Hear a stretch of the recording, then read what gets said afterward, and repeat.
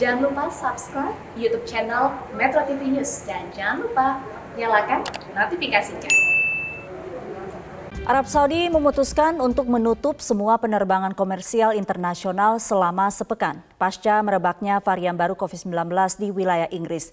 Penutupan ini pun berdampak terhadap jemaah asal Indonesia yang sedang menjalani ibadah umroh di Arab Saudi. Arab Saudi merupakan salah satu negara yang menutup penerbangan internasional karena COVID-19 varian baru di Inggris. Akibatnya jemaah umroh asal Indonesia terdampar. Menurut Konsul Jenderal Indonesia di Jeddah, Eko Hartono, jemaah asal Indonesia yang tengah umroh untuk sementara belum bisa kembali. Pihaknya pun tengah mengupayakan sekitar 200 lebih jemaah asal Indonesia yang sudah selesai ibadah untuk bisa kembali ke tanah air. Tidak hanya itu, Eko menyebut sebanyak 242 jemaah asal Indonesia saat ini masih melakukan ibadah umroh. Sebelumnya Arab Saudi memutuskan untuk menutup semua penerbangan internasional selama sepekan. Tidak hanya penerbangan, Saudi juga menutup akses masuk ke kerajaan via jalur darat maupun laut selama sepekan. Penutupan ini didasarkan pada sejumlah laporan mengenai adanya varian baru COVID-19 di Eropa, khususnya di wilayah Inggris yang dianggap tidak terkendali. Keputusan penutupan diambil berdasarkan rekomendasi dari Kementerian Kesehatan Arab Saudi. Sementara terkait dengan periode penutupan nantinya dapat diperpanjang sesuai dengan situasi.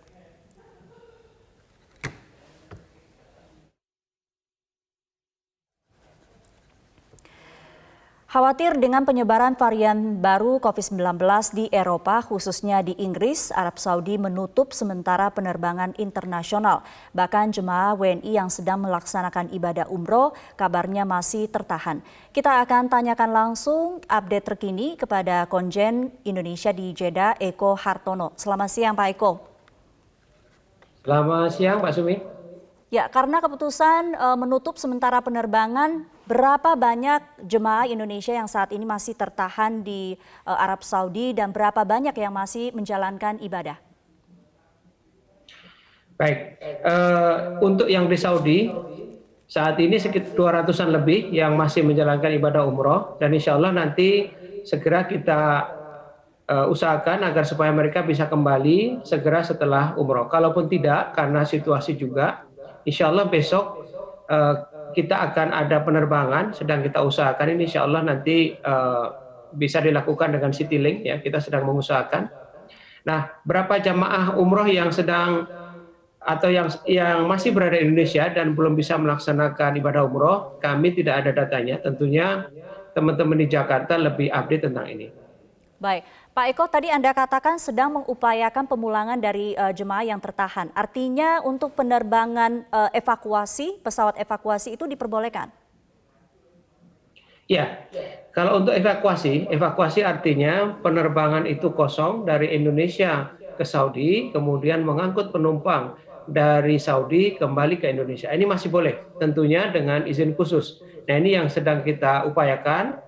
Ya, kita kerjasama dengan KBRI Riyadh dan juga teman-teman di Citylink dengan pihak otoritas penerbangan sipil di Saudi agar supaya Citylink bisa diberikan akses untuk mengangkut atau mengevakuasi warga kita, terutama jamaah umroh dari wilayah Saudi. Baik, untuk yang tertahan, apakah tertampung, tertangani dengan baik sejauh ini? Sejauh ini tertampung dengan baik. Jadi muasasah atau pihak penyelenggara umroh yang ada di Saudi juga melaksanakan tugasnya dengan baik, ya. Teman-teman umroh sejauh yang kita pantau itu mampu melaksanakan ibadahnya dengan baik. Jadi sejauh ini tidak ada masalah. Baik, Pak Eko, kita bicara untuk jemaah yang rencananya akan berangkat, terpaksa harus ditunda. Apakah Anda juga ada informasinya berapa banyak yang harus ditunda dan sampai kapan keputusan ini diambil oleh Arab Saudi sejauh ini? Mengenai jumlah jamaah yang masih tertahan di Indonesia, kami terus terang tidak ada data tentang itu. Mudah-mudahan teman-teman di Indonesia lebih memiliki data tentang itu.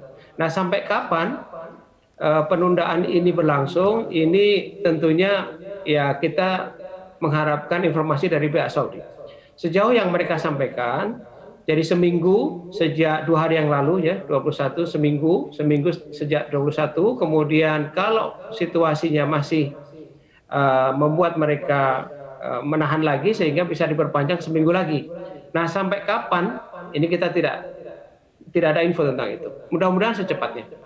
Baik, artinya sekarang Arab Saudi tidak hanya melarang penerbangan saja, tetapi juga transportasi melalui laut dan darat ya, Pak Eko ya? Betul, semua akses ditutup. Nah, memang Saudi sepertinya juga mereka tidak mau ambil risiko. Prestasi Saudi yang sudah baik dalam penanganan COVID, saya kira mereka tidak akan kemudian korbankan ya untuk menjamu tamunya. Jadi karena ada strain atau varian baru virus COVID-19 di wilayah Eropa ini, kemudian mereka sangat berhati-hati sehingga menutup akses laut, darat, dan juga udara. Baik, Pak Eko, untuk jemaah yang saat ini menjalani ibadah di sana, apakah secara protokol kesehatan lebih diperketat lagi karena ada kekhawatiran varian baru ini? Sejauh yang kami tahu tidak. Jadi mereka sudah sesuai dengan apa yang direncanakan oleh pemerintah Saudi ya. Begitu datang juga kemudian ada karantina, kemudian ada swab dan sebagainya. Dan sejauh ini tidak ada masalah. Jadi mereka memang tidak kemudian menjalani tes-tes lanjutan terkait dengan penyebaran varian baru virus COVID ini. Tidak, mereka tetap menjalankan ibadah seperti biasanya. Baik, nanti kita akan tunggu seperti apa keputusan dari Arab Saudi, apakah ini akan diperpanjang lagi atau akan segera dibuka penerbangan internasional. Terima kasih Pak Eko Hartono, Konjen Indonesia di Jeddah untuk waktunya di Metro Siang.